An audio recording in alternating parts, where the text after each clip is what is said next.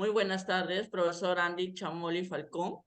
Nuestro grupo le ha tocado exponer el tema Lex Mercatoria de derechos humanos y crisis pandémica, como el libre comercio y la protección de inversiones pueden afectar el patrimonio público y el derecho al agua en el contexto COVID-19. Nuestro grupo está conformado por mis siguientes compañeros: George Jonathan Carreño Domínguez, Shirley Susana Díaz Villalta, Karen Edith Jaramillo Carmi y quien les habla, Aaron Ray Peña Pintada.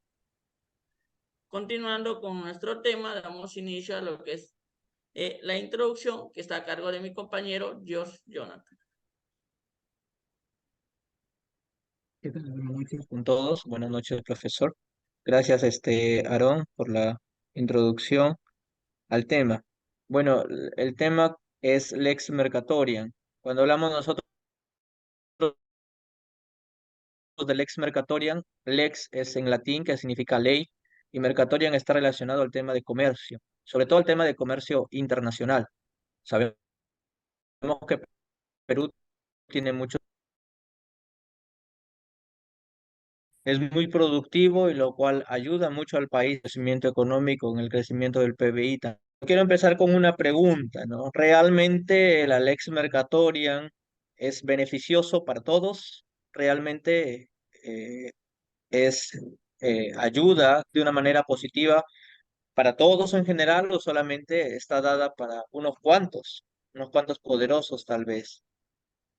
Bueno, la inversión extranjera directa es aquella que tiene como propósito poder crear un vínculo duradero con fines económicos y empresariales de largo plazo por parte de un inversionista extranjero en el país receptor. En este caso en el caso de Perú, por ejemplo, tenemos mucha inversión extranjera. Sin no ir muy lejos, nuestro país vecino Chile tiene mucha inversión en el Perú, sobre todo en el tema agroindustrial. Ha comprado muchas hectáreas de terreno, tiene muchos sembríos de arándano, de uva, de diferentes productos agrícolas. Si vemos en nuestro país, la inversión extranjera está dividida de la siguiente forma: servicios, comercio, petróleo, industria, finanzas, minería. En el caso de minería, es una de las mayores inversiones que está arraigada en nuestro país, asciende al 24%. Siguiente diapositiva, por favor. Bueno, los tratados que conocemos, uno de los más conocidos es el TLC, que es el Tratado de Libre Comercio que nuestro país tiene con diferentes países, ¿no? Lo cual es beneficioso, claro que sí, es muy beneficioso. Sin ello, tuviéramos muchos aranceles que pagar cuando queremos exportar algún producto o cuando también queremos importar algún producto. Estos tratados hacen que estos aranceles se reduzcan a una tasa muy baja, porcentaje muy bajo, o muchas veces se reduzca a cero, ¿no? Por ejemplo, el TBI, tal vez es un término nuevo, es el Tratado Bilateral de Promoción y Protección de Inversiones. ¿En qué consiste? Consiste en un tratado entre dos estados que establece un marco legal para el tratamiento de los flujos de inversión entre las dos naciones, mediante el cual se crean derechos para los inversores de ambos estados. Y es aquí donde entran a tallar las empresas transnacionales. No, sí, nosotros queremos crear o tenemos una empresa transnacional, entonces por medio de este tratado vamos a poder nosotros hacer inversión en otro país, al igual que ellos en nuestro país. Los tratados de libre comercio bilateral se establecen reglas para poder realizar el intercambio de productos y de servicios, eliminando los obstáculos arancelarios, impuestos en las importaciones y las exportaciones.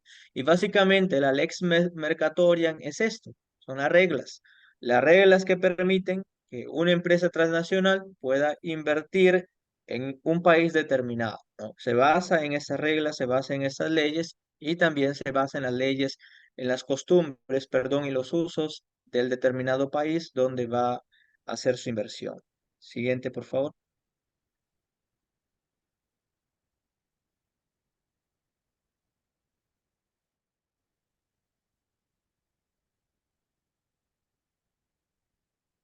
Bien, un nuevo medioevo, dice el título acá, ¿no?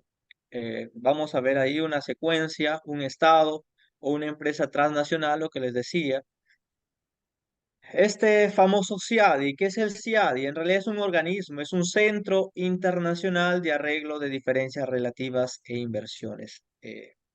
Todo Estado, cuando firma un contrato, cuando hace un contrato con una empresa transnacional, firma un contrato y dentro de este contrato está firmando y dice, ¿sabes qué? Yo te firmo este contrato y también li- yo con toda libertad me uno también al CIADI, ¿no? Me pongo a disposición del CIADI si es que hay algún tipo de problema o inconveniente en el transcurso de la estadía que tú vas a estar acá en mi país. Entonces, dentro de este contrato está esto. Si es que se presenta algún tipo de inconveniente, entonces la empresa transnacional recurre a este organismo, al CIAD, para poder demandar al país porque tal vez han habido algunas cosas lesivas para su empresa, ¿no? Entonces, eso es el famoso CIAD. Aquí podemos ver algunos tribunales más usados en materia de inversiones. Y cuando hablamos de lex mercatoriam, nosotros hablamos también de una lex mercatoriam endogámica y una ley mercatoriam entrópica. ¿Qué significa endogámica? Que está centrada en sí misma. ¿Y qué significa entrópica? Que no se ajusta a otras normas que resultan fundamentales y que en esta dinámica acaban siendo ellas mismas las normas fundamentales a acatar. Entonces, eso significa que sea endogámica y entrópica. Siguiente, por favor. La tensión jurídica entre la lex mercatoriam y los derechos humanos. Hay algunas normas Sí, imperativas. esa me toca.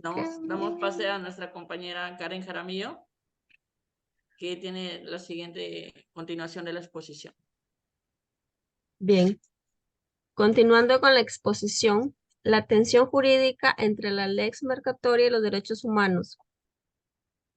Como ya lo mencionó mi compañero anterior, la lex mercatoria hace referencia a la ley del comercio internacional en relación a los derechos humanos. Como sabemos, los derechos humanos definen las responsabilidades legales que los gobiernos tienen que hacer prevalecer. Los derechos humanos se pueden estructurar en ejes normativos. En este caso tenemos normas imperativas o denominados también jus cogens. Como su nombre lo dice, imperativas. Están consideradas jerárquicamente superior al resto de todo el plexo normativo. Es tan imperativa, es tan fundamental que puede provocar la nulidad de otra norma que sea contraria a ella. También tenemos las normas erga omnes. Si bien es cierto, no son tan jerárquicamente superior como la imperativa, pero también es importante debido a que son dictadas por todos y para todos los miembros de la comunidad internacional y por ende no pueden ser dejadas de lado en las relaciones recíprocas de las naciones del mundo. La siguiente diapositiva, por favor. Aquí tenemos un caso que lo vamos a analizar. Es el caso de una empresa denominada Urbacer que ofrece servicios públicos. Esta empresa presenta una demanda contra el país de Argentina ante el CIADI, que ya lo mencionó mi compañero qué significaba. En relación, esta demanda hace relación al término de un contrato de concesión para la gestión de servicios de agua y saneamiento, específicamente en la provincia de Buenos Aires, alegando que esta empresa ofrecía agua, pero en condiciones insalubres que dañaba pues a la población. Para ello, Argentina también presenta una reconvención en la que argumentaba que la empresa Urbacer había violado el derecho humano al agua potable, basándose en la limitación del Estado de garantizar el acceso a este recurso fundamental en la población. Concluyendo, podemos decir que aquí la falla sería en cuando no asignamos la responsabilidad a empresas privadas. que están a cargo de la gestión de un servicio, en este caso el agua, que sabemos que es fundamental. Es un derecho fundamental el agua. Por tal motivo, para este caso, sabemos que recién en el 2014 se dio una iniciativa en la que, en la que se hace bastante resalte e importancia en que se dé, en que las empresas transnacionales cumplan con lo que de verdad está establecido en su contrato para que no haya este tipo de fallas. Con esto sería terminada mi exposición. Paso a mi siguiente compañera.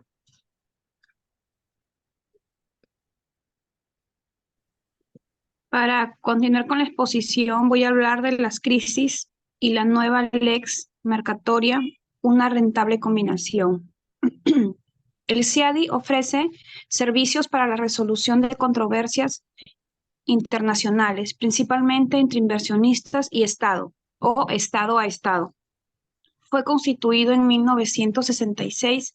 A partir de 1972 comenzaron los reclamos, pero muy poco, casi 1 o 2 demandados por año, y así se mantuvo por 25 años.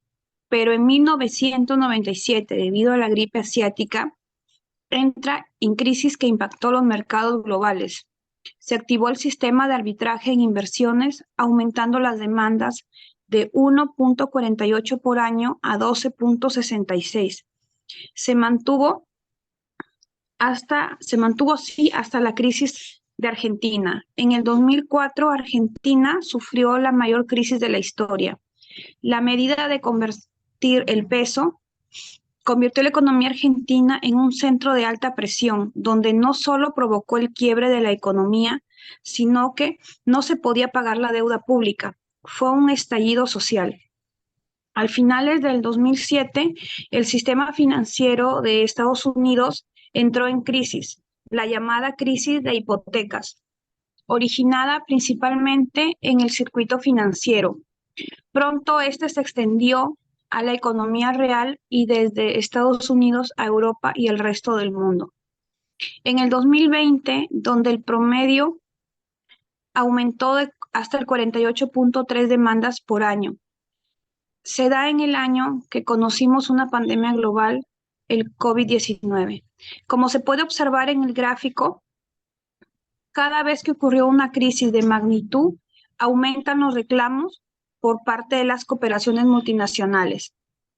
La red de TLC ha posibilitado una base para el flujo de mercancías y movimientos de capitales, restringiendo al Estado de ejercer políticas públicas en el ámbito comercial.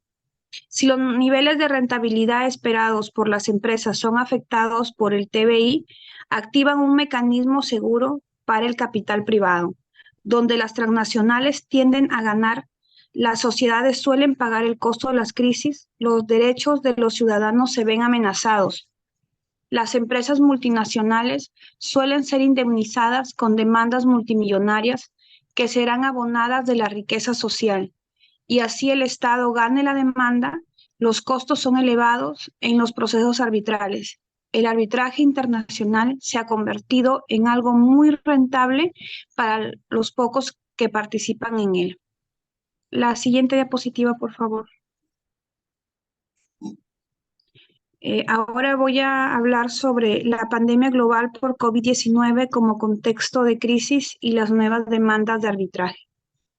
El COVID significó una doble crisis internacional, ya que fue sanitaria y económica.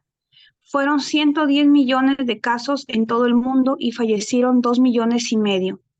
Las economías de todos los países sufrieron el impacto del COVID-19, no solo por las medidas de restricción, sino también por la cantidad de trabajadores que no pudieron continuar con su actividad económica, producto del contagio o la muerte.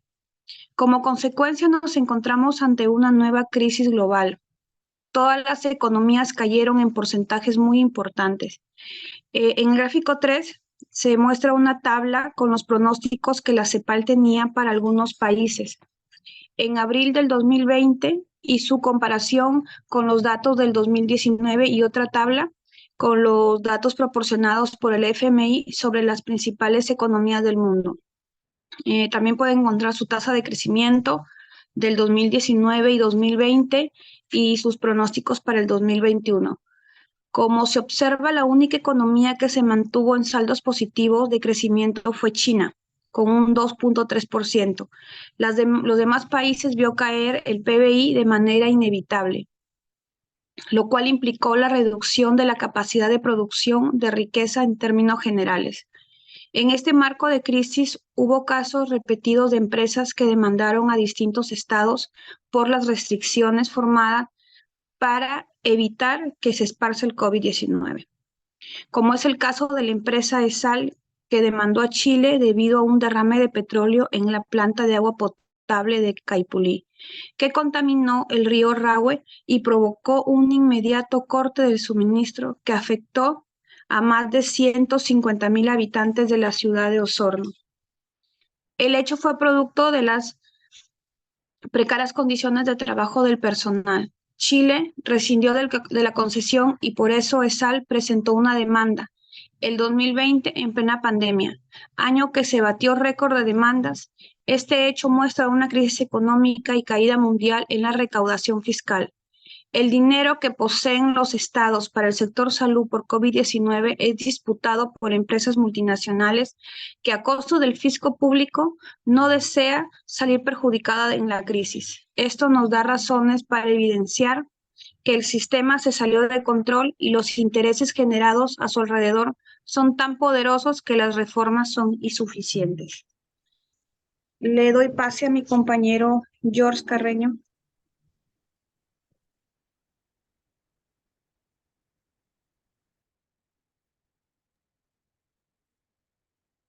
Sí, bien, ya estamos cerrando ya esta exposición. Algunas conclusiones. Empecé con una pregunta en mi introducción diciendo si realmente es beneficioso, si realmente esto es equitativo para todos, es beneficioso para todos los estados donde las empresas transnacionales hacen sus inversiones.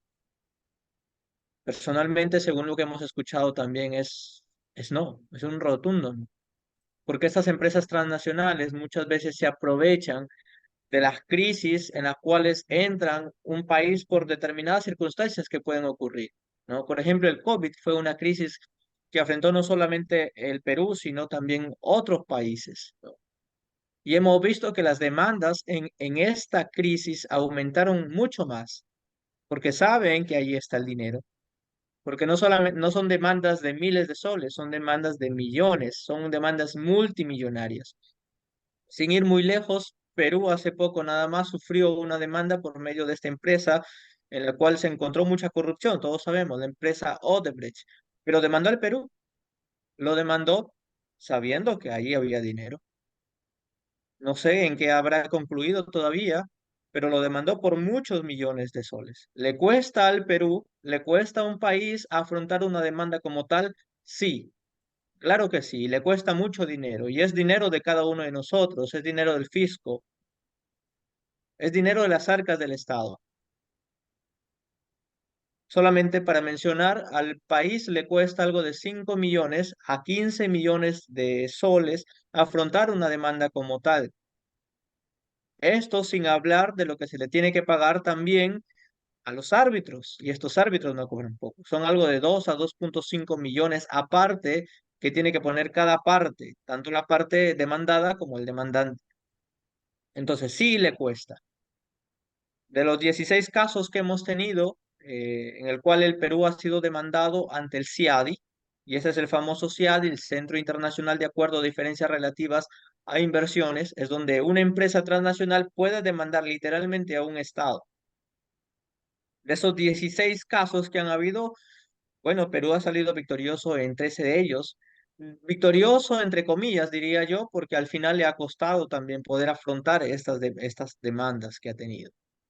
Entonces, tendríamos tal vez que preguntarnos nosotros también, ¿realmente el CIADI, realmente la Lex Mercatoriam beneficia, debería continuar o debería no continuar? O tal vez eh, presentarse de otra forma, ¿no? O cambiar esas leyes que van en beneficio solamente a los poderosos, a las empresas poderosas, costa de la sociedad.